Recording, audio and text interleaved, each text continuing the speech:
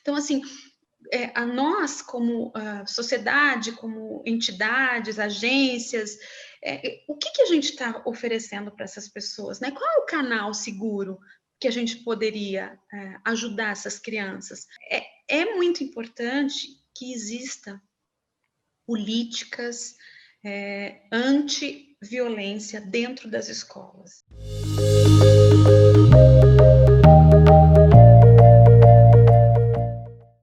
A gente tem estudos que nos dizem que os pares, né, quando a gente pega o adolescente mais popular da escola, e esse adolescente,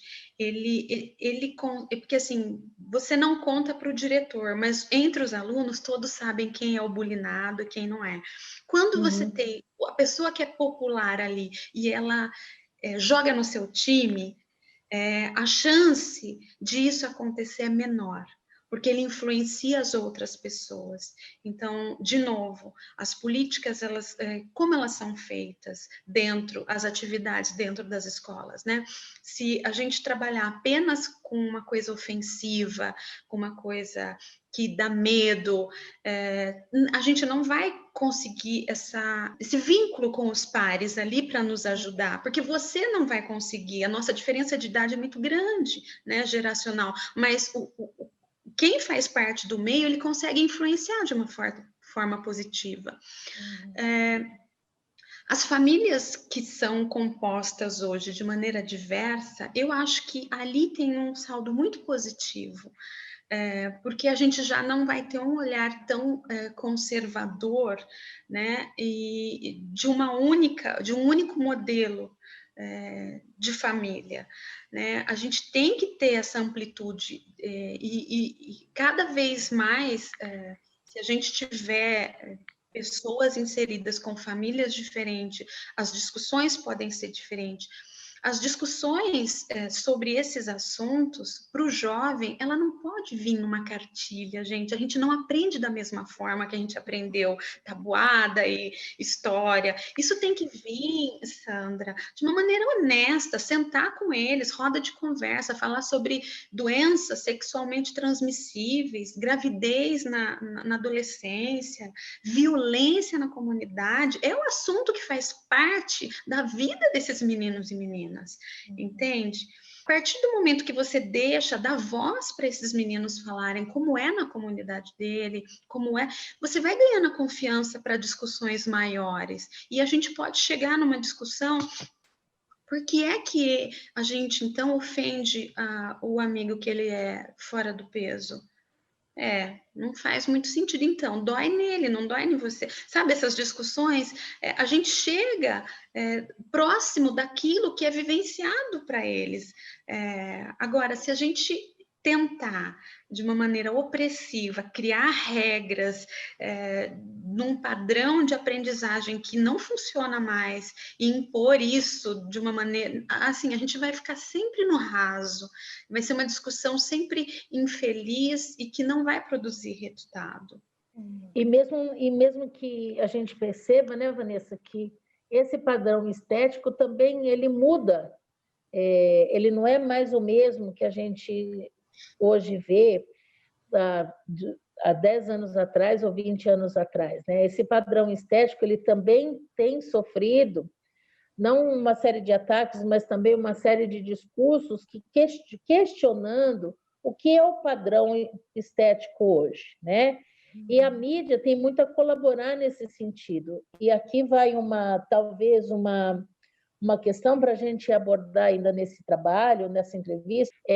Você está vendo aí que esse ano a gente teve 2 reality shows, né? Um no início do ano, Big Brother, e outro que foi a Fazenda, e que a gente teve como campeãs eleitas, escolhidas pelo voto popular, 2 mulheres negras, né? É claro que isso aumenta uma representatividade, isso gera uma repercussão, e a gente está percebendo que, aos poucos, a questão dessa visibilidade negra também ganha destaque na sociedade e no nosso dia a dia. A questão da visibilidade, não só racial, como também do body shame, e trazendo as questões mais diversas possíveis, ela pode contribuir de forma positiva para diminuir esse impacto dessas violências, dessas ações violências na infância, lá na escola com essas crianças, para se tornarem adultos mais saudáveis, vamos dizer assim? Eu não tenho dúvida, porque eu fiz um trabalho numa ONG, a gente aplicou uma pesquisa, o número 1 ali das agressões estava relacionado à aparência, né? Uhum. Então, quanto mais diversidade a gente tiver, mais modelos de mulheres diferentes, homens com padrões diferentes, eu acho que mais representatividade, mais aceitação a gente tem dos estereótipos, né? Que no Brasil é tão grande, né, gente? Não tem, a gente não pode sentir, pegar para a gente uma representação europeia de modelo de beleza, que é aquela coisa magra, branca, loira, de olho azul, é uma coisa que não faz parte da realidade da nossa raça, né? Da nossa miscigenação, da cultura que a gente está inserido. Então, mas isso é uma construção que a gente tem que trabalhar, uma desconstrução que a gente tem que trabalhar, porque desde a infância, né, a gente recebe as bonecas branquinhas, loirinhas, de olho azul. Minha filha é uma que queria ter cabelo loiro, ter olho azul.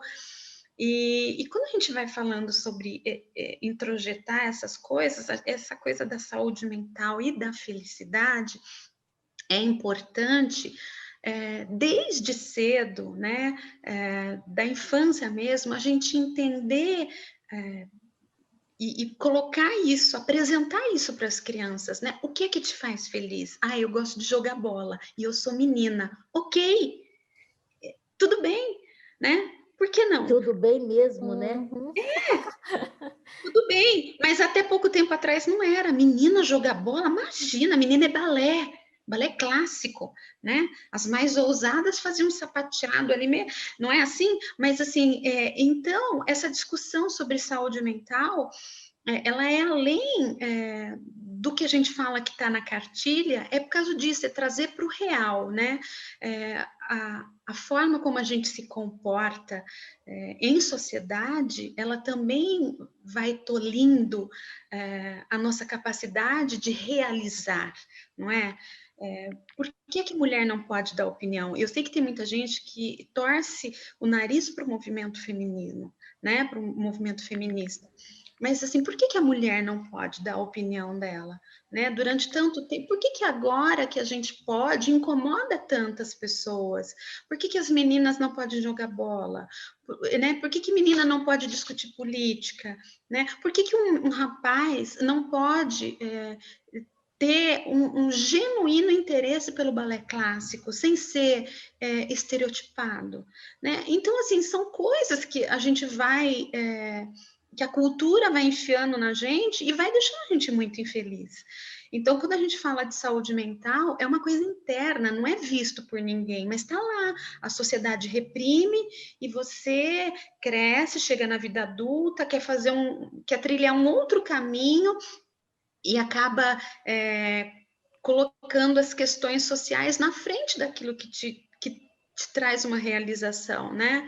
E isso é importante a gente entender. Então, quando a gente fala sobre desenhar esse modelo de felicidade desde a infância, é apresentar para meninos e meninas possibilidades, e eles vão escolher.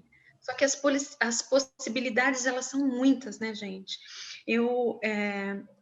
Eu sei que eu vou falar uma coisa meio polêmica aqui e alguns não vão concordar, mas eu vi o Felipe Neto falando uma coisa que me chamou muita atenção. Ele disse que a avaliação escolar, ela ensina aos alunos que a gente só tem uma resposta certa. Uhum.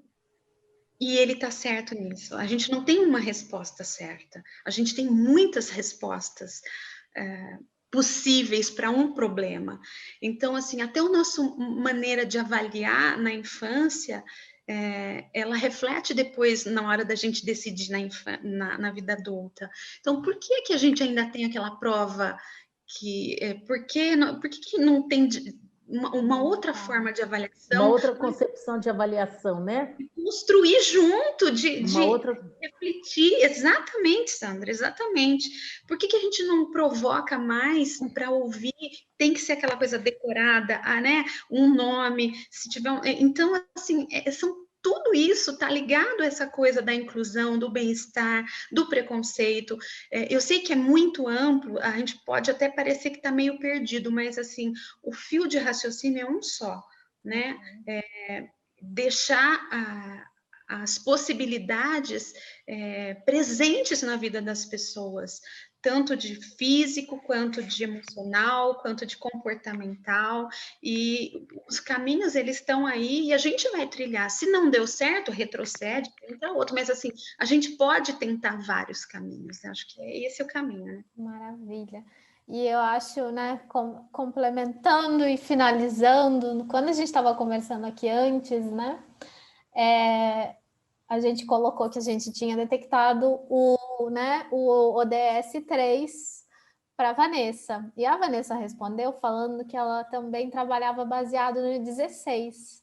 E eu acho que o ODS 16 é a resposta, né, para essa colocação que você acabou de fazer, Vanessa, né?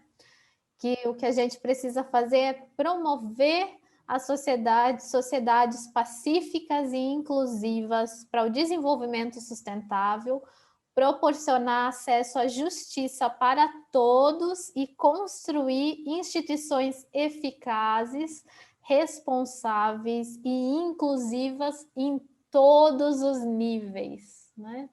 Então, quer dizer, a gente tem muito trabalho aí, né? Tem que construir, tem que promover, tem que repensar.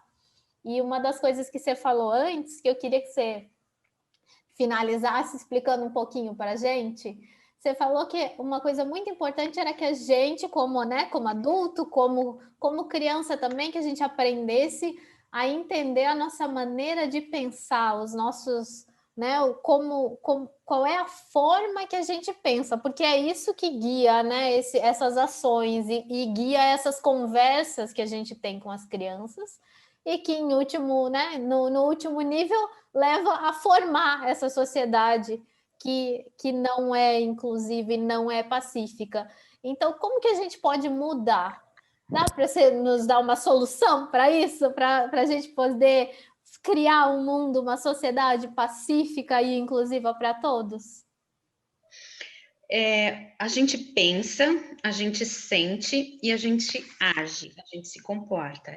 E eu acho que a gente chegou até aqui hoje pensando muito pouco no outro, né? E a gente está vivendo uma sociedade do eu, né? Então, é isso, a gente está vivendo uma sociedade do eu. E quando a gente lê notícias trágicas, essas notícias, elas fazem parte da nossa indignação por 5 minutos. Você lê, você realmente acha um absurdo, mas você volta para o seu problema. E quando a gente fala de pensar direito, eu acho que inclui, invariavelmente, a gente olhar além da gente, né? Olhar realmente, não é papo furado, não é utopia, é enxergar as pessoas que estão à nossa volta, né?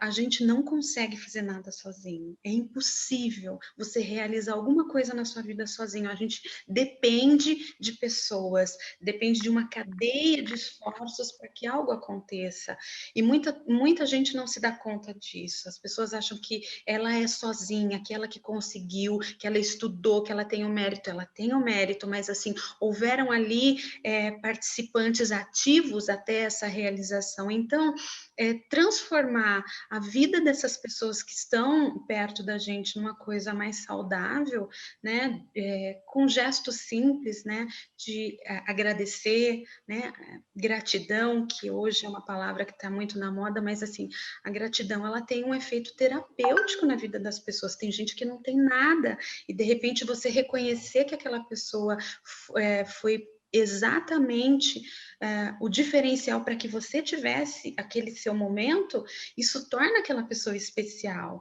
E por que a gente não pode fazer isso nas mínimas coisas, né? Desde a pessoa que empacota a sua roupa, a sua compra no mercado, até o seu pós-doutorado. Então, assim, não tem regra. Então, a gente pode começar a olhar à nossa volta, ser menos egoísta e olhar para as pessoas que estão à nossa volta. Eu acho que o grande diferencial para a gente pensar é incluir pessoas. Eu tenho um jargão que vocês já conhecem que está batido, né? Nós precisamos aprender a colocar valor nas coisas certas. E as coisas certas são pessoas, não coisas. Okay. Vanessa, como uma dica, eu gostaria muito que você nos deixasse, como a sua sugestão, aonde a gente pode encontrar o seu documentário, né? O Perto Demais. Tá. O documentário ele foi inteiro gravado e, além do documentário, ele vai se estender para uma série de conflitos psicológicos, são outros temas que envolve abuso, que envolve dependência emocional, que envolve o estereótipo da imagem hoje. Uhum. Esse material ele está 100% gravado, ele está em fase de finalização, que okay. É a pós-produção. Então, até o primeiro semestre de 2021, ele vai estar disponível e a gente avisa vocês. E com certeza eu vou ter oportunidade de convidá-las para participar da nossa premiere, que vai ser digital por causa da pandemia, mas e divulgar as outras plataformas que a gente vai. É um filme sem fins lucrativos, com distribuição gratuita para todas as escolas, comunidades, enfim. Tá certo, então, Vanessa, muito obrigada por você estar aqui com a gente, né? Um abraço virtual, é sempre muito bom conversar com você, né? Sandra, brigadão aí também. Hoje a gente está Eu que agradeço, Ive, agradeço, Vanessa, obrigada por estar com vocês nesse mergulho que é sempre muito emotivo, né? Porque ele vem carregado de muita emoção, de muita empatia, de muita solidariedade, de entender o outro e valorizar o outro, né? E nesse processo a gente quer sempre estar mapeando e rodeada de pessoas que têm a ver com o nosso projeto e que se identificam com o nosso projeto e vice-versa, né, Ive? Exatamente. Então, a gente agradece. Obrigada, Vanessa. Muito. Agradecemos a atenção do pessoal aí de casa, né? A gente também entrega o agradecimento do Matheus, que não pôde estar aqui na gravação, mas que vai trabalhar na edição desse documentário, desse encontro nosso aqui. Então, a gente se vê no nosso próximo Mergulho Sustentável e continuem trabalhando alinhado com os ODS, criando uma sociedade mais pacífica, mais inclusiva para todos, com muita saúde e muito bem-estar. Até a próxima, pessoal. Obrigadão. Obrigada. Parabéns pela